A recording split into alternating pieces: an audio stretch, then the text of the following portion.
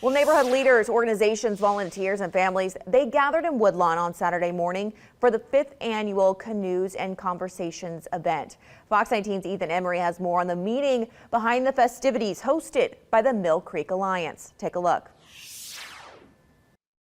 We gather together community leaders, elected officials, business leaders, and just people from our neighborhoods to celebrate the resurgence of the creek, but also to think, what can we do together to continue to make it better and continue to make it a driver of positive change, economic redevelopment. The Mill Creek Alliance has organized Canoes and Conversations and is a way to participate in adventures like biking or canoeing to learn about the watershed and discuss the history, triumphs, and benefits of Mill Creek's trails. Benefits that has caught the attention of city leaders. To restore health to the creek that runs through our city is just amazing. And so the fact that today I even get to paddle the creek, I'm super excited. Excitement that happens when people see the results of more than 30 years of restoration efforts of cleaning the creek. People just don't really pay attention to what's really going down in there, but it is very helpful and educational at the same time. So we want everybody, especially our young people, to know what we're doing with the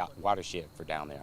Several organizations were at Canoes and Conversations advocating for recreational benefits along the creek to show off the existing West Fork Mill Creek Greenway and the potential to connect it to some neighboring communities like Lockland, Redding, Arlington Heights, and form this 40-plus mile network in the center of Hamilton County. From biking to canoeing, Mill Creek is being monitored, especially for the water quality. The program has 57 different sites that we monitor on a monthly basis.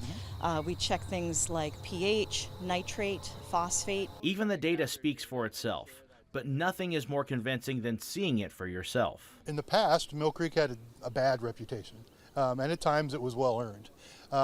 But happily that's not the case anymore, but that perception is still out there. So one of our biggest challenges is suburban neighborhoods. When you're on the creek, you don't see any of that, and you see how clean the water is and how much the wildlife and the birds have come back. It really gets people to know that, the stream is back.